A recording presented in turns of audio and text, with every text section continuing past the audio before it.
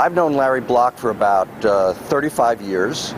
Before I had a bookshop, but I was a collector, and Larry started signing books. Larry hates signing books, but he does it, and he does it wonderfully. I have a shelf of Larry Block books in my collection that goes from here to Canada. A very prolific writer, but also one of my favorites. And if there's a better character than Matt Scudder, I would like to read it. Larry, cheers to you, pal. We have a book called When the Sacred Gin Mill Closes. It was written by Lawrence Block, of course. It was one of his Matt Scudder books. And I can still remember the cover. It had the shot glasses and the bullets on the front cover. And I just read that book, and it just absolutely blew me away, and it made me realize that some of this really great hard-boiled fiction was still being done here in America. And I think that book, more than anything else I can think of, made me want to write a hard-boiled novel. I remember finding the first book about the thief who couldn't sleep on a paperback rack in a convenience store in Austin, Texas. The first Matt Scudder book on a rack in a Walgreens in Brownwood, Texas. It's not every writer whose books I can remember that well encountering. And one other thing, he's the only writer I know who has spent the night in Buffalo, Texas. You gotta love a guy like that. Lawrence Block was probably the one writer that turned me into a mystery writer.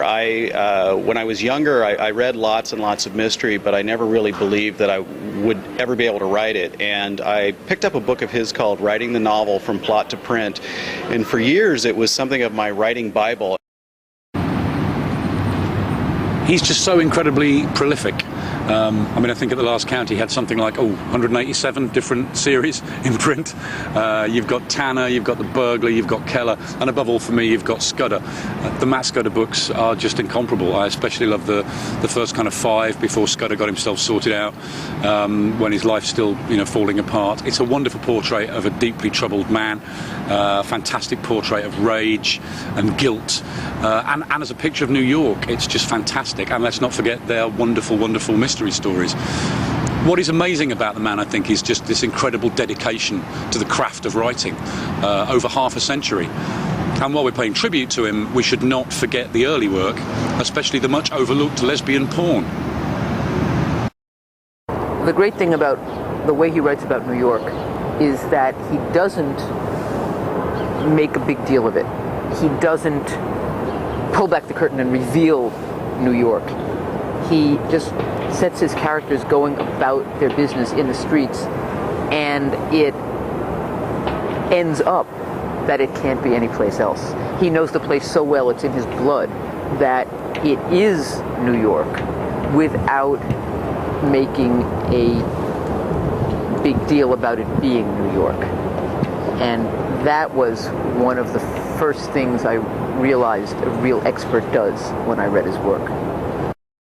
The important thing to know is that anything that has by Lawrence Block on it is going to be worth reading.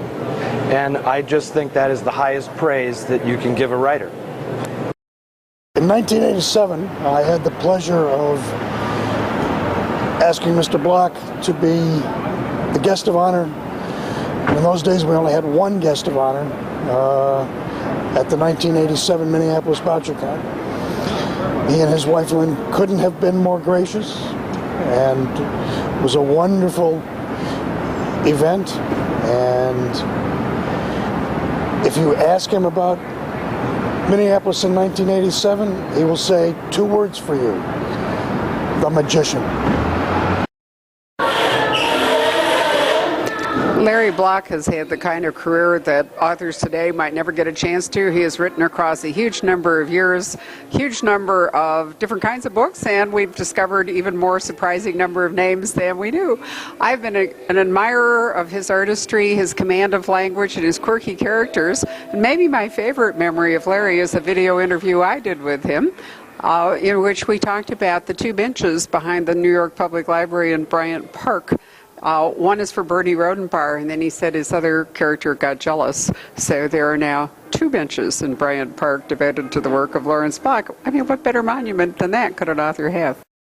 I first met Matt Scudder as a teenager, fell immediately in love with Lawrence Block's writing, and it made me want to write PI fiction. And then, reading more, it made me realize I'm not good enough to write PI fiction. I can't write this stuff. This guy is too good. Lawrence Block owns the English language. We just borrow it. So I'd like to take this opportunity to thank him for Matthew Scudder and J.P. Keller and Tanner and Chip Harrison and the countless short stories, the nonfiction books that help writers, the advice for writers, the audio narrations with that wonderful reading voice, his upcoming Race Walkers autobiography. I just want to thank him for that, his wisdom, his generosity, and his friendship. Thank you, Larry. Thanks, Larry. Thank you, Larry. Thank you, Larry. Thank you, Larry. Thank you, Larry. Thanks, Larry. Thank you, Larry. Thank you, Larry. Thank you, Larry. Thank you so much, Larry Block. Larry, he's a swinging guy now. That Larry Block, hey, we dig him so. Whoa, Larry. Thank you, Larry.